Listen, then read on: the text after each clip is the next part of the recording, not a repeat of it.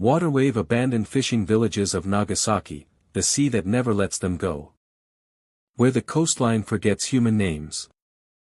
On the outer edges of Nagasaki, there are places where the map becomes unreliable. Roads narrow into footpaths, then vanish into cliffs.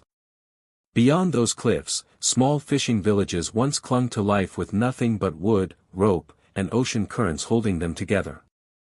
For decades, these villages survived on rhythm, tides, seasons, storms, and catches.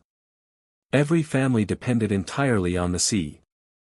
There were no factories, no industries, no backup livelihood. Only fishing, drying nets, repairing boats, and praying for calm water.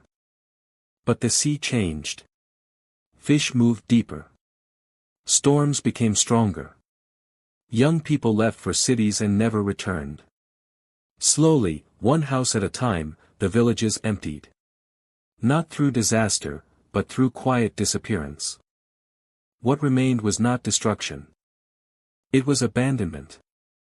And abandonment, in these places, feels heavier than ruin. The day the boats stopped coming back. Old fishermen tell a specific turning point that nobody recorded officially. There was no single earthquake or tsunami that erased these villages. Instead, there were seasons when boats returned half-empty. Then seasons when they returned empty. Then seasons when they stopped returning at all. One by one, families made decisions they did not want to make. First the young left. Then middle-aged fishermen followed.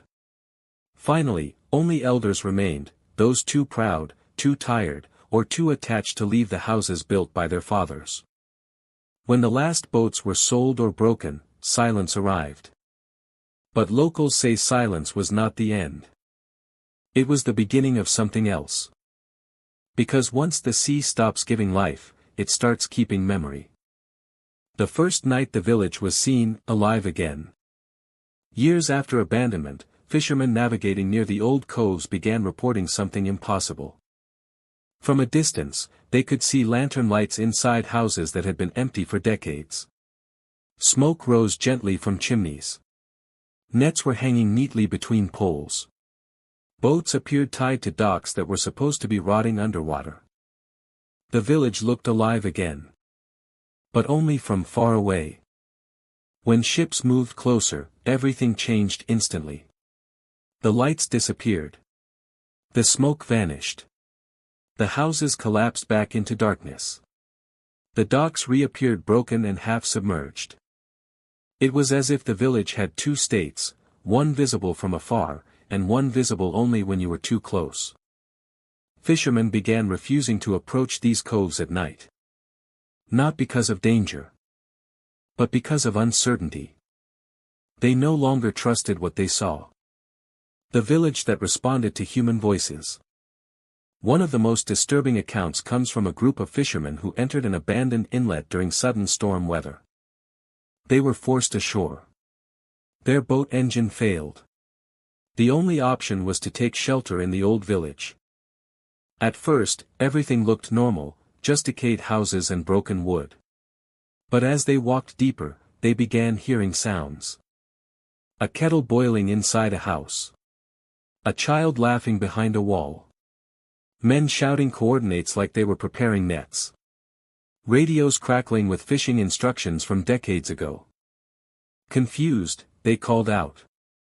And something answered. Not clearly. Not directly. But in fragments, repeating their words back to them, slightly delayed, like the village was learning how to speak again. One fisherman later said. It didn't feel like ghosts. It felt like the village was trying to remember how to respond. When they ran back to the shore, the sounds followed them until they reached the waterline. Then everything stopped. The sea memory theory, what locals believe. In Nagasaki's coastal folklore, there is no scientific explanation for these events.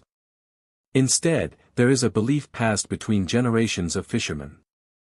They say the sea has memory. Every shout across the water, every net cast, every life lived by the shore becomes absorbed into the ocean. Over decades, the sea builds a recording of human presence. When villages are abandoned suddenly, that recording does not stop. It continues. And sometimes, under specific conditions, fog density, tide pressure, wind direction, the sea projects those memories back onto land. That is why abandoned villages sometimes appear alive.